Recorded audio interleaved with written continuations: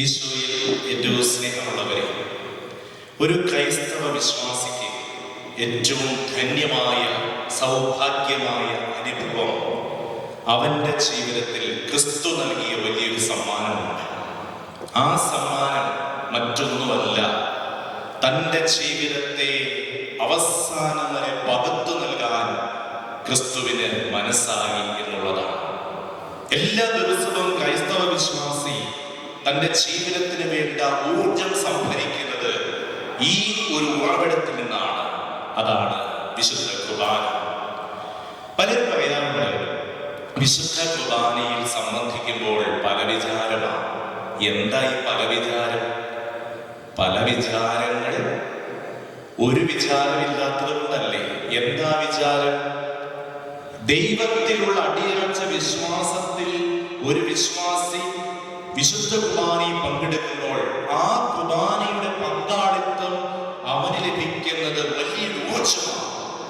പക്ഷെ പലരും പറയാറുണ്ട്, ചില പാട്ടുകുർബാനയൊക്കെ കേട്ടാൽ അടിപൊളി കുർബാനയാന്ന് പറയും. ഒരു പ്രായമായ അച്ഛൻ്റെ കുർബാന കേട്ടാൽ ഉണക്ക കുർബാന എന്ന് പറയും.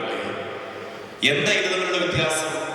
ഏതൊരു കത്തോലിക്ക പുരോഹിതനും അർപ്പിക്കുന്ന വിശുദ്ധ കുർബാന അതിൻ്റെതായ മഹത്വമുണ്ട്.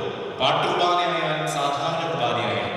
പക്ഷെ പങ്കെടുക്കുന്ന പങ്കാളിത്വത്തിലുള്ള നമ്മുടെ ഭാഗധേയത്വം, ആ ഭാഗധേയത്തിൽ നമുക്ക് വരുന്ന ചില കുറവുകളാണ് നമ്മൾ പങ്കെടുക്കുന്ന വിശുദ്ധ കുർബാന നമുക്കൊരു അനുഭവമായി മാറാറുണ്ട്. അല്ലയോ പ്രിയ സഹോദര സഹോദരി, നീ പങ്കെടുക്കുന്ന വിശുദ്ധ കുർബാന നിനക്കൊരു അനുഭവമായി മാറാറുണ്ടോ? ചിലര് പറയുന്നത് ആ കുർബാനയെ പങ്കെടുത്തുകൊണ്ടിരിക്കുമ്പോൾ വലിയൊരു അനുഭവമാണ്, പക്ഷെ അത് കഴിഞ്ഞു പോകുമ്പോഴോ തീർന്നു പോകും. ഈ പള്ളിയിൽ നിന്നും അങ്ങ് പുറത്തേക്ക് ഇറങ്ങി കഴിഞ്ഞാൽ തീർന്നു പോകും. പക്ഷേ ഒരു വിശ്വാസി താൻ പങ്കെടുക്കുന്ന വിശുദ്ധ കുർബാന, ആ പങ്കാളിത്വത്തിൽ നിന്നും അവന്റെ ആ ദിവസം മുഴുവനും നിറഞ്ഞു നിൽക്കേണ്ട ഒരു ചൈതന്യമുണ്ട്. അത് വിശുദ്ധ കുർബാനയുടെ ചൈതന്യമാണ്. എന്തായി ഇല്ലാതെ പോകുന്നത്? നമ്മൾ പങ്കെടുക്കുന്ന വിശുദ്ധ കുർബാനയുടെ അർത്ഥവും വ്യാപ്തിയും നമുക്ക് മനസ്സിലാകുന്നില്ല. പലരോടും ഞാൻ ചോദിച്ചിട്ടുണ്ട്, എന്താ സഹോദര തങ്ങൾ പങ്കെടുക്കുന്ന കുർബാന എന്നതാണ്? ചിലർ പറഞ്ഞിട്ടുണ്ട് ഈശോയുടെ അപ്പവും വീഞ്ഞും, ചിലർ പറഞ്ഞു ഈശോയുടെ കുരിശുമരണം. അവികലമായ ചില കാര്യങ്ങളാണ് നമ്മുടെയൊക്കെ മനസ്സിൽ. എന്നാൽ യഥാർത്ഥത്തിൽ വിശുദ്ധ കുർബാന എന്താണ്?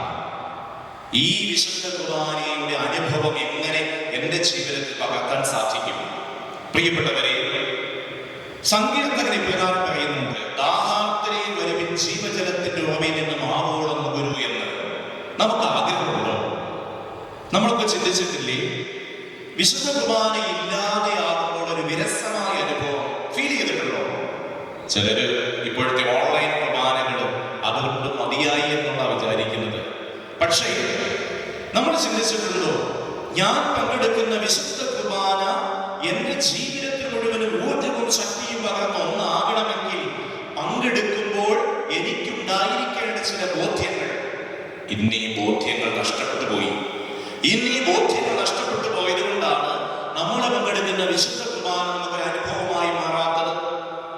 വിശുദ്ധ കുർബാന അനുഭവമായി മാറണമെങ്കിൽ നമ്മൾ ഏതാനും ചില കാര്യങ്ങൾ മനസ്സിലാക്കണം. ഒന്ന്, നമ്മൾ പങ്കെടുക്കുന്ന വിശുദ്ധ കുർബാന ആ ഏത് സമയത്താണ് നമ്മൾ പങ്കെടുക്കുന്നത്? ചിലപ്പോഴൊക്കെ ഓടിക്കതച്ച് കുർബാനയിൽ കടന്നു വരാറുണ്ട്. ചിലര് പകുതിയായിട്ട് കുർബാനയിൽ പങ്കെടുക്കാറുണ്ട്. ഒരു വ്യക്തി കുർബാനയിൽ പങ്കെടുക്കുമ്പോൾ കുർബാന തുടങ്ങുന്നതിന് 10 മിനിറ്റ് മുമ്പെങ്കിലും വന്ന് കുർബാനയിൽ ഒരുങ്ങിയ ശേഷം വേണം കുർബാനയിൽ പങ്കെടുക്കാൻ. ഒരുക്കത്തോടു കൂടിയുള്ള കുർബാനയിൽ പങ്കാളിത്തം.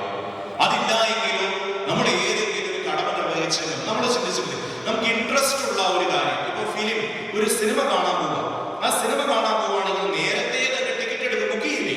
നേരത്തെ തന്നെ ടിക്കറ്റ് എടുത്തിട്ട് നമ്മൾ ആകാംക്ഷയോട് കൂടി ആ തിയേറ്ററിൽ വന്നിരിക്കുന്നത്. എത്ര താല്പര്യത്തോടു കൂടി നമ്മൾ കുർബാനയിൽ വന്ന് പങ്കെടുക്കാറുണ്ട്.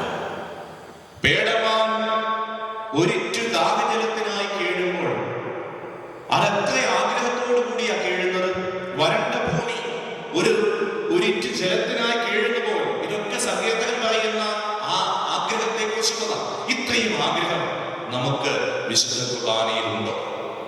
അതില്ലാതെ പോകുമ്പോൾ ആർക്കാനും വേണ്ടി ഓക്കാനിക്കുക എന്ന് കേട്ടിട്ടില്ലേ? അതേ രീതിയിൽ കമ്പൽഷനോടുകൂടി പ്രഷറോടുകൂടി നമ്മൾ ഈ കുർബാനയിൽ പങ്കെടുക്കേണ്ട കാര്യം? കുർബാനയിൽ പങ്കെടുക്കണമെങ്കിൽ താല്പര്യം വേണം. ഈ താല്പര്യം ജനിക്കണമെങ്കിൽ നമുക്ക് തന്നെ ഇതെന്താണെന്നുള്ള ബോധ്യമുണ്ടെങ്കിലേ പറ്റത്തുള്ളൂ. അതുകൊണ്ട് ആദ്യം തന്നെ ആഗ്രഹം വേണം, താല്പര്യം വേണം. ഇനി മൂന്നാമതൊരു കാര്യം, എല്ലാ ദിവസവും വിശുദ്ധ കുർബാനയിൽ പങ്കെടുക്കുമ്പോൾ, അല്ലെങ്കിൽ നമ്മൾ വിശുദ്ധ കുർബാനയിൽ പങ്കെടുക്കുമ്പോൾ നമ്മൾ എന്തെങ്കിലും ഇവിടെ കൊണ്ടുവരാറുണ്ടോ? പണ്ട് രാജാക്കന്മാരുടെ കീഴിലുള്ളവര് കണ്ടുകാഴ്ച കൊണ്ടുപോയി കൊടുക്കുമായിരുന്നു. കണ്ടുകാഴ്ച കൊണ്ടുപോയി കൊടുക്കുമ്പോൾ ആ കൊടുക്കുന്ന വ്യക്തിയുടെ മേൽ പൂർണ്ണമായ അധികാര രാജാവുണ്ടായിരുന്നു. ഇത് തന്നെ നമ്മൾക്കും ഉണ്ടാവും. ഒരു സമർപ്പണമുണ്ടോ? ഞാൻ പങ്കെടുക്കുന്ന കുർബാനയിൽ എനിക്ക് സമർപ്പിക്കാനായി എന്തെങ്കിലും ഉണ്ടോ? സമരിയക്കാരി സ്ത്രീ യാക്കോബിന്റെ കിണറ്റിനരികിൽ കാത്തു നിന്നു. എന്തിനാ? വെള്ളത്തിന് വേണ്ടിയിട്ട്. ആ സമയത്താണ് കർത്താവ് കടന്നു വന്നത്. കർത്താവ് കടന്നു വന്നിട്ട് അവളോടാണ് കുടിക്കാൻ ചോദിക്കുക. ദാഹജലമാണോ കുടിക്കാൻ ചോദിച്ചത്? അല്ല.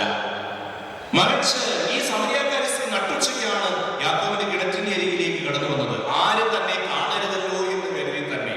കാരണം അത്രയ്ക്കും ജീവിതം ഇൻവെർട്ടഡ് ഫോമായാലും നല്ലതായിരുന്നു അല്ല. അതുകൊണ്ട് തന്നെ ആരും കാണാതെ തന്റെ ജീവിതത്തെ ആരും കാണരുതല്ലോ എന്ന് കരുതി നട്ടുച്ചയ്ക്കുന്നു. പക്ഷേ അവളെ മുഴുവനും അറിയുന്ന ഒരു തമ്പുരാൻ അവളോട് ചോദിച്ചത്, അവളുടെ മുമ്പിൽ ചോദിച്ചത് കുടിക്കാൻ തരാൻ പറഞ്ഞത് ദാഹജലമല്ല, മറിച്ച് അവൾ ഒളിപ്പിച്ചു വെച്ച കണ്ണുനീർ കണങ്ങളാണ്. അവൾ ഒളിപ്പിച്ചു വെച്ച അവളുടെ ജീവിതത്തിലെ വ്യഥകളാണ്. നിന്റെ കണ്ണുനീർ കണങ്ങൾ ഞാൻ കുപ്പിയിൽ ശേഖരിച്ചു എന്ന് സങ്കീർത്തകൻ പറയുന്നില്ലേ? പ്രിയപ്പെട്ടവരെ, ഉരുകുന്ന മനസ്സാ സ്വീകാര്യമായി ബലി. ഈ കുർബാനയിൽ പങ്കെടുക്കുമ്പോൾ ഉരുകുന്ന മനസ്സോടുകൂടി കാഴ്ചയായിട്ട് എന്തെങ്കിലും ഉണ്ടാകണം, ഒരു നിയോഗം ഉണ്ടായിരിക്കണം. അപ്പോൾ ഈ മൂന്ന് കാര്യങ്ങൾ കുർബാനയുടെ മുമ്പിൽ നമ്മൾ സമർപ്പിക്കണം. ഒരുക്കമുണ്ടായിരിക്കണം. അതിനുശേഷം നമ്മൾ ഈ കുർബാനയിൽ നമ്മൾ പങ്കെടുക്കണം. ഇത് ഓർക്കുക, ഒരു കുർബാനയും ആവർത്തനമല്ല.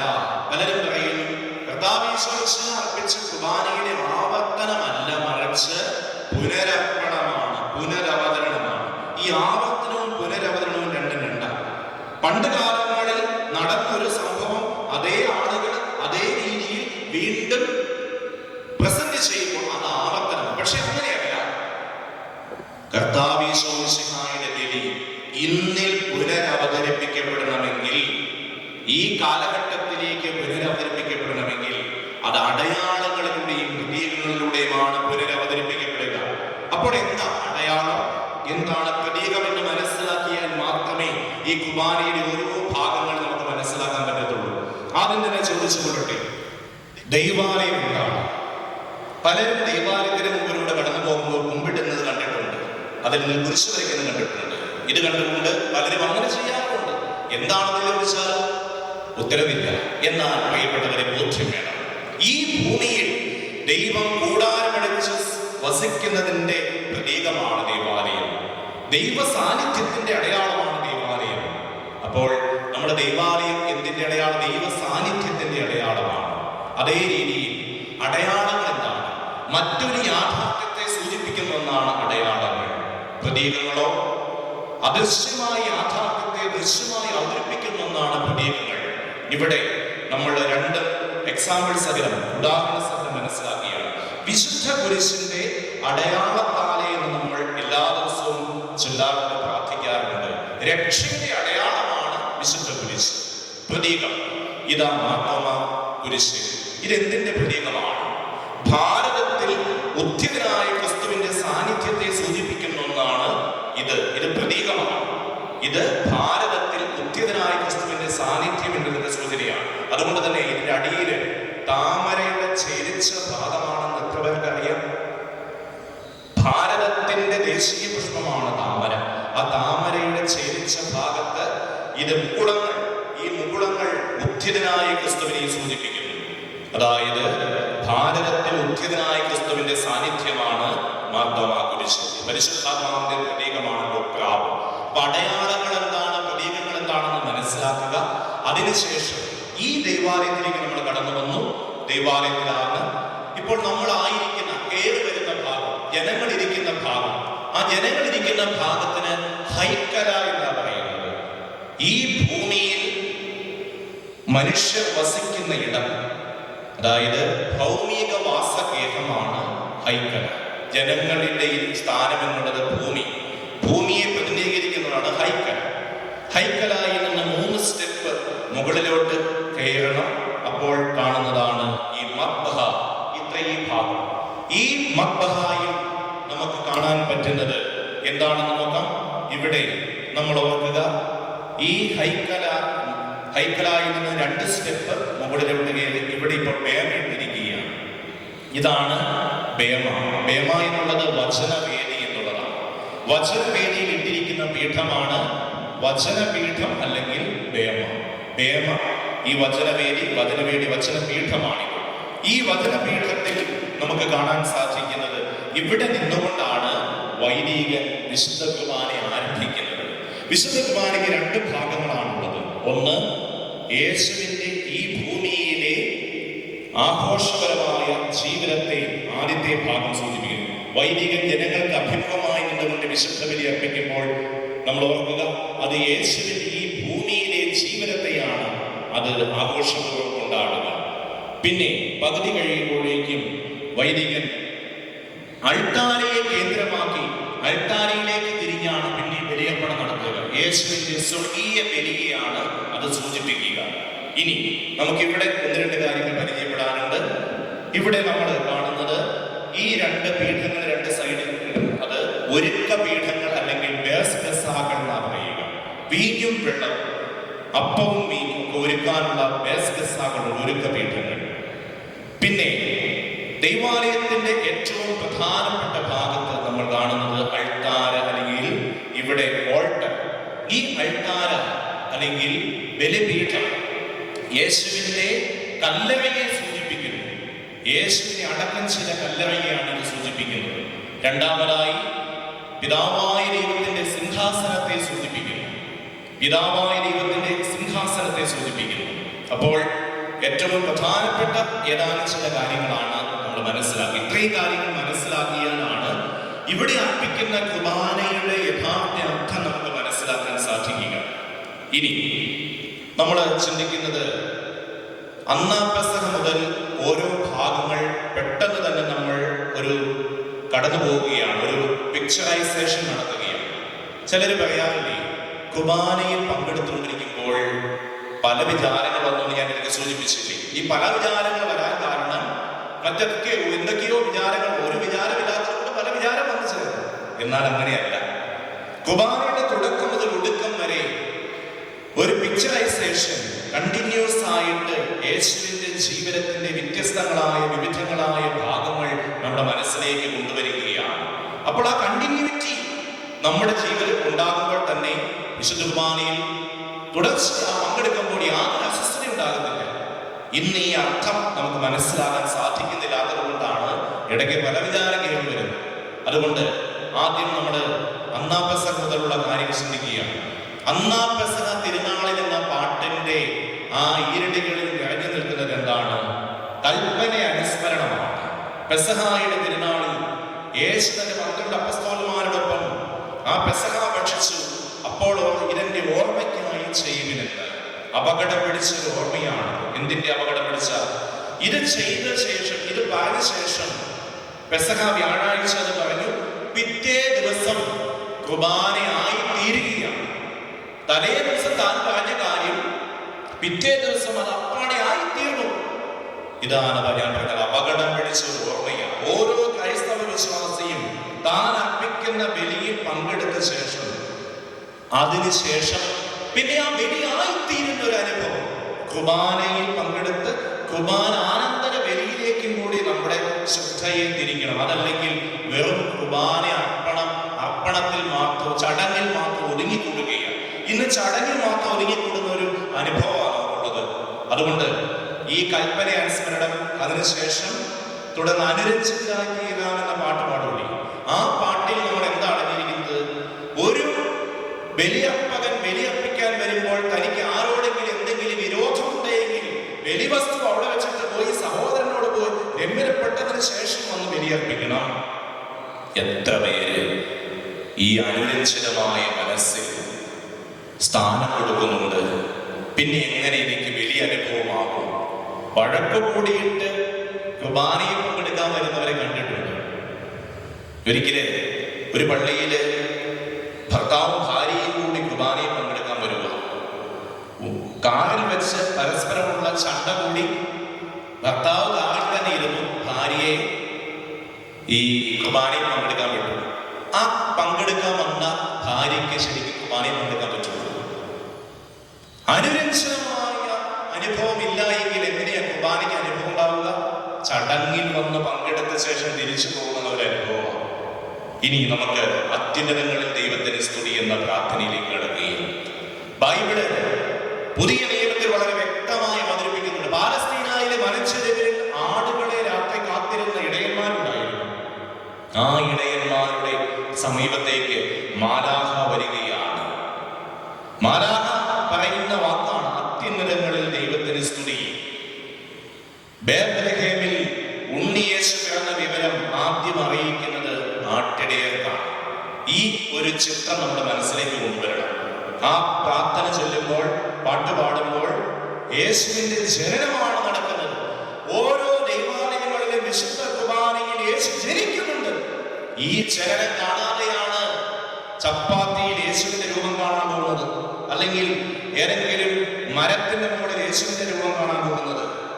അനവധി പേര് ഇന്ന് അത്ഭുതങ്ങൾക്ക് പുറകെ പരക്കം പായുമ്പോൾ ഓരോ ഇടവക ദൈവാലയങ്ങളിലും അനുദിനം വിശുദ്ധ ബലിയിൽ ഈശോ ജനിക്കുന്ന വിവരം അറിയുന്നില്ല.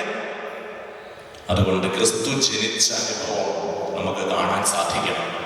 തുടർന്ന് സ്വർഗ്ഗസ്ഥനായ പിതാവിന്റെ പ്രാർത്ഥനയാണ്. ആ പ്രാർത്ഥനയിൽ നമ്മൾ കണ്ടെത്താൻ സാധിക്കുന്നത് ഈ വിശുദ്ധ കുർബാനയിൽ രണ്ട് ഭാഗങ്ങളിലേക്ക് സ്വർഗ്ഗസ്ഥനായ പിതാവ് ചൊല്ലുന്നുണ്ട്.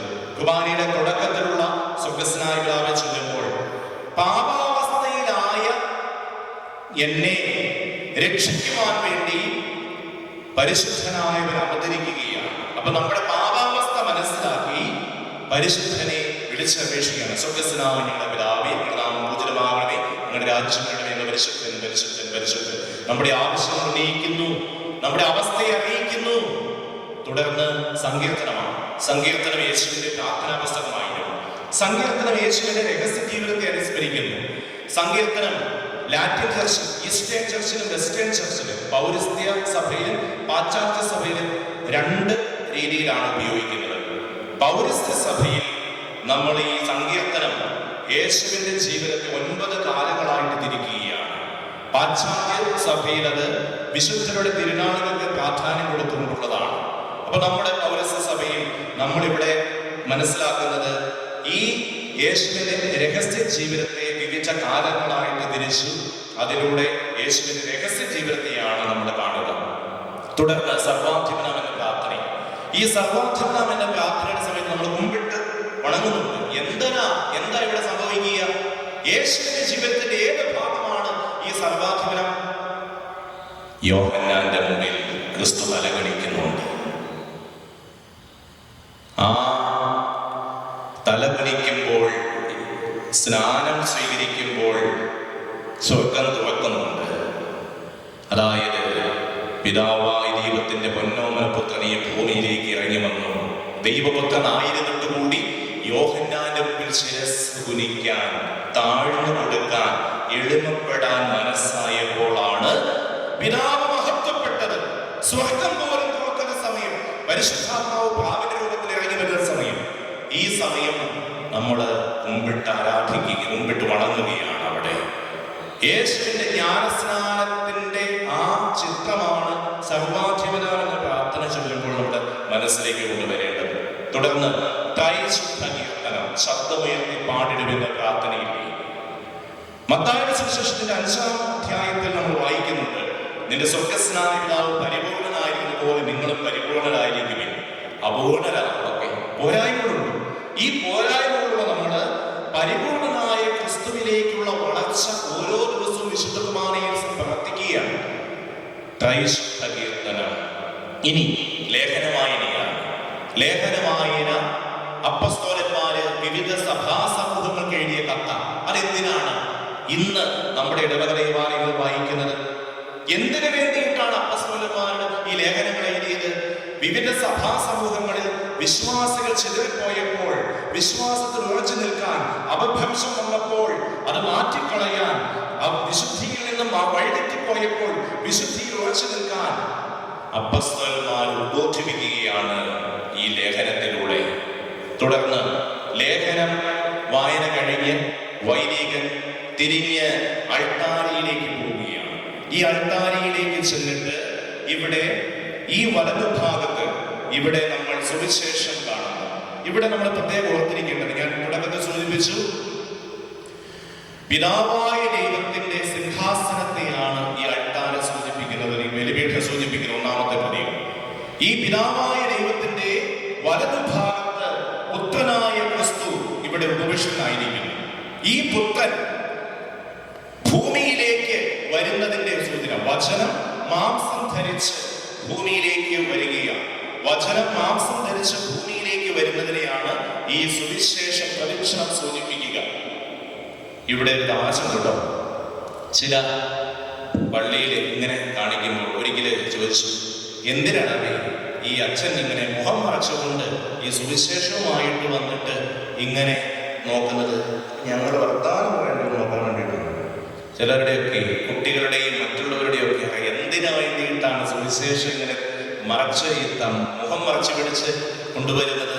ഇവിടെ സ്വർഗത്തിൽ നിന്നും ഭൂമിയിലേക്കുള്ള ക്രിസ്തുവിന്റെ ആഗമനം, വചനം മാംസം ധരിച്ച് ഭൂമിയിലേക്ക് വരുന്നതിനെയാണ് സുവിശേഷ പ്രദക്ഷിണം സൂചിപ്പിക്കുക. തുടർന്ന് നമ്മൾ ഓർക്കണം, ഈ സുവിശേഷം ക്രിസ്തുവിന്റെ പരസ്യ ജീവിതത്തിന്റെ ആകത്തുകയാണ്. പരസ്യ ജീവിതം മുഴുവനും 4 സുവിശേഷകന്മാരെ എഴുതി വെച്ചിരിക്കുകയാണ്. അപ്പൊ നമ്മൾ ഓർക്കണം, പരസ്യ ജീവിതത്തിന്റെ ചിത്രമാണ് സുവിശേഷം വായിക്കുന്നതിലൂടെ നമ്മൾ മനസ്സിലാക്കേണ്ടത്. തുടർന്ന് സുവിശേഷ വായന കഴിഞ്ഞിട്ട് വൈദികൻ ബലിവസ്തുക്കൾ ഒരുക്കാൻ വേണ്ടി സൈഡിലേക്ക് പോകുന്നു. ഈ സമയം ശുശ്രൂഷി പ്രാർത്ഥന, പ്രഘോഷണ പ്രാർത്ഥന ചൊല്ലുകയാണ്.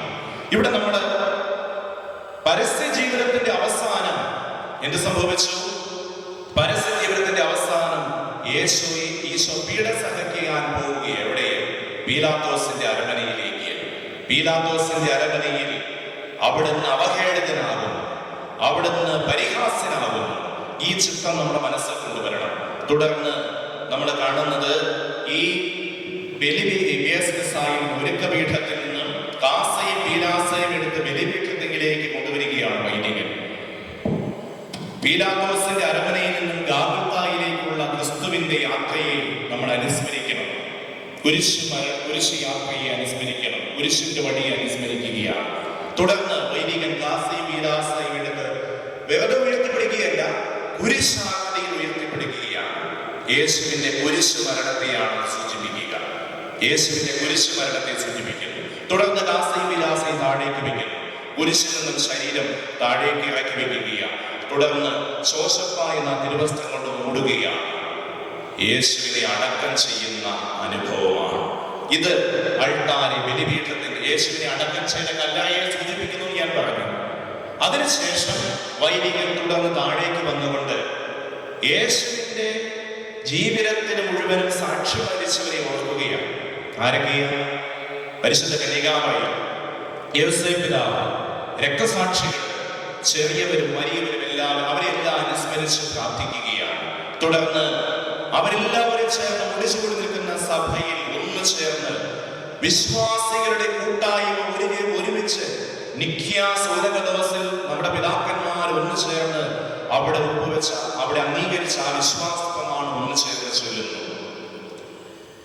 ക്രിസ്തുവിന്റെ ഈ ഭൂമിയിലെ ജീവിതത്തിന്റെ ആദ്യത്തെ ജീവിതത്തിന്റെ ഭാഗമാണ് നമ്മൾ ജനങ്ങൾക്ക് അഭിമുഖമായി നിന്ന് വൈദികൻ ബലിയർപ്പിച്ചപ്പോൾ കണ്ടത്. തുടർന്ന് 3 പ്രാവശ്യം കുമ്പിട്ട് വണങ്ങി വൈദികൻ ഈ അൾത്താരയെ സമീപിക്കുന്നുണ്ട്, ഭയഭക്തി ആദരങ്ങളോടുകൂടി.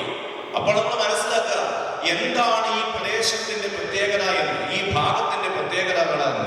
തുടർന്ന് സ്വർഗീയ ബലി ആരംഭിക്കുകയാണ്. അനാഫയോടുകൂടിയാണ് സ്വർഗീയ ബലി ആരംഭിക്കുന്നത്. അനാഫ 4 പ്രണാമജപങ്ങൾ അടങ്ങിയതാണ്. ആദ്യത്തെ പ്രണാമജപത്തിൽ പിതാവായ ദൈവം ചെയ്ത കാര്യങ്ങൾ, രണ്ടാമത്തെ പ്രണാമജപത്തിൽ പുത്രൻ ചെയ്ത കാര്യങ്ങൾ, പരിശുദ്ധാത്മാവ് ചില കാര്യങ്ങൾ, തുടർന്ന് ഓരോരോ പരിശുദ്ധ ത്രിത്വത്തിലെ 3 ആളുകളും ഈ ഭൂമിയിലേക്ക് നൽകിയ നന്മകൾക്ക് എണ്ണമിട്ട് നന്ദി പറയുകയാണ്. തുടർന്ന് ഇവിടെ മൂടി വെച്ചിരിക്കുന്ന ശോശപ്പ എടുത്ത് ചുറ്റും വെക്കുന്നുണ്ട് വൈദികൻ. അന്ന് അതിരാവിലെ മഗ്ദലനാമറിയം കല്ലറയിലേക്ക് ചെന്നപ്പോൾ കല്ലറയുടെ മൂടി മാറ്റിയിട്ടിരിക്കുന്നതായിട്ട് കണ്ടു. ഉള്ളിലേക്ക് നോക്കിയപ്പോൾ യേശുവിനെ അടക്കം ചെയ്ത പൊതിഞ്ഞ ആ കച്ച ചുരുങ്ങിക്കിടക്കുന്നു. എന്തിന്റെ സൂചനയാണ്? ഉത്ഥാനത്തിന്റെ സൂചനയാണ്, ഉയർപ്പിന്റെ സൂചനയാണ്. ഉയർപ്പിന്റെ അനുസ്മരണം നമ്മൾ നടത്തി. ആ ഉയർപ്പിന്റെ അനുസ്മരണത്തിൽ ഇതാ വൈദികൻ പറയും, സമാധാനം നിങ്ങളോടുകൂടെ എന്ന്. ഉദ്ധിതനായ ക്രിസ്തുവിന്റെ സമാധാനാശംസയാണ്. ഈ സമാധാനാശംസയാണ് നമ്മൾ പരസ്പരം ഏറ്റുവാങ്ങുന്നത്. ഉയർത്തെഴുന്നേറ്റ ക്രിസ്തുവിന്റെ സമാധാനം പരസ്പരം നമ്മൾ മനസ്സിലാക്കി ഉൾക്കൊണ്ടുകൊണ്ട് നമ്മൾ അവിടെ നിലകൊള്ളുന്നു. തുടർന്ന് ആ പ്രണാമജപത്തിൽ സ്വർഗവാസികളും ഭൂവാസികളും ഒന്ന് ചേർന്ന ഒരു പ്രകീർത്തനമുണ്ട്. ഒന്നായി ഉച്ചസ്വരത്തിലവർ ആ പാട്ട് പാടുമ്പോൾ സ്വർഗവാസികളും ഭൂവാസികളും ചേർന്നുള്ള ആ കീർത്തനം പരിശുദ്ധനെ പിതാവായ ദൈവത്തിന്റെ വലതുഭാഗഘോഷനായ പുത്രനായ തമ്പുരാനെ പാടിപ്പുകഴ്ത്തുന്ന രംഗം നമ്മൾ കാണുകയാണ്. തുടർന്ന് കാഴ്ചവെപ്പാണ്. കാസയും വിലാസയും വൈദികനെടുത്ത് ഉയർത്തുന്ന അനുഭവവും അവിടെ തിരുശരീരങ്ങൾ രൂപാന്തരപ്പെടുന്ന അനുഭവം. ട്രാൻസ്സബ്സ്റ്റാൻസിയേഷൻ എന്ന വാക്കാണ് അതിൽ ഉപയോഗിക്കുന്നത്. അതായത് ഗോതമ്പപ്പത്തിന്റെ രുചിയോ നിറമോ മണമോ വ്യത്യാസമില്ല, മുന്തിരി ചാറിന്റെ നിറമോ രുചിയോ മണമോ വ്യത്യാസമില്ല, പക്ഷേ സത്താഭേദം സംഭവിച്ചു. ട്രാൻസ്സബ്സ്റ്റാൻസിയേഷൻ. ഇവിടെ ക്രിസ്തുവിന്റെ ശരീരങ്ങളായി രൂപാന്തരപ്പെടുന്ന ഒരു വലിയ അത്ഭുതം നടക്കുന്നുണ്ട്. അതിനുശേഷം നമ്മൾ കാണുന്നത് ഈ പ്രണാമജപം തുടരുകയാണ്. 4ാമത്തെ പ്രണാമജപത്തിന്റെ ഇടയ്ക്കാണ് കർത്താവേ നിന്റെ പരിശുദ്ധാത്മാവ് എഴുന്നള്ളി വരട്ടെ എന്ന്. യേശുവിനെ ഉയർപ്പിച്ച പരിശുദ്ധാത്മാവ്, ആ പരിശുദ്ധാത്മാവ് ഈ ശരീര രക്തങ്ങളുടെ മേലും ആവസിച്ച് ഉത്ഥാനാനന്തരമുള്ള ശരീരരക്തങ്ങളായി രൂപാന്തരപ്പെടുത്താൻ പ്രാർത്ഥിക്കുകയാണ്. തുടർന്ന് ആ പ്രാർത്ഥന കഴിയുമ്പോഴേക്കും നമ്മുടെ ആ വിശുദ്ധ കുർബാനയിൽ അനുരഞ്ജന ശുശ്രൂഷ ആരംഭിക്കുന്നുണ്ട്. അനുരഞ്ജന ശുശ്രൂഷ മുട്ടുകുത്തി പ്രാർത്ഥിക്കാൻ, ദൈവമേ അങ്ങയുടെ കാരുണ്യത്തിനൊത്തുള്ള എന്നോട് ദയ തോന്നണമേ എന്ന ദാവീദിന്റെ സങ്കീർത്തനം ആലപിക്കുമ്പോൾ നമ്മൾ മുട്ടുകുത്തുകയാണ്. വിശുദ്ധ കുർബാനയ്ക്കിടയ്ക്ക് പാപമോചനത്തിനുള്ള അധികാരമുണ്ട്. ഈ കുർബാന പാപമോചനം നൽകുന്നുണ്ട്. കഴിഞ്ഞ കുർബാനയ്ക്ക് ശേഷം ചെറിയ ചെറിയ തെറ്റുകൾ നമ്മൾ ചെയ്തു പോയെങ്കിൽ ഈ സമയത്ത് പാപങ്ങൾ ഏറ്റുപറഞ്ഞാൽ അതിനുള്ള മോചനം ഈ കുർബാനയിൽ തന്നെ നമുക്ക് ലഭിക്കും. ഇത് പലർക്കും അറിവില്ല. അതുകൊണ്ട് പാപമോചനത്തിന്റെ അനുഭവം അനുരഞ്ജന ശുശ്രൂഷയിലൂടെ നമുക്ക് ലഭിക്കുകയാണ്. കർത്താവേ ദാസരുടെ പാപങ്ങൾ അപരാധം ക്ഷമിക്കണമേ എന്ന് പ്രാർത്ഥിക്കുന്നില്ലേ? തുടർന്ന് വൈദികൻ വിശുദ്ധ കുർബാന ആ തിരുവോസ്തി കരങ്ങളുടെ അടുത്ത് ഉയർത്തുന്നുണ്ട്. ഞാൻ സ്വർഗത്തിനുള്ള ജീവനുള്ള അപ്പമാകുന്നു എന്ന പാട്ട് പാടില്ലേ? നമ്മൾ ഓർക്കണം, സംഖ്യയുടെ പുസ്തകത്തിൽ ഒരു സംഭവമുണ്ട്. മോശ പിത്തള സർപ്പത്തെ ഉയർത്തിയ സംഭവം. എന്തിനാ? ഇസ്രായേൽ പാമ്പുകടിയേറ്റ് മരിച്ചപ്പോൾ ആ പാമ്പുകടിയേറ്റ് മരിച്ചവരുടെ ആ ധീരരോധന മോശ ഉൾക്കൊണ്ടുകൊണ്ട് മോശ കരം പിടിച്ച് കർത്താവിനോട് കേടപേക്ഷിച്ചു, ഈ ജനത്തെ ശിക്ഷിക്കരുതേ. അപ്പൊ കർത്താവ് പറഞ്ഞെന്താ?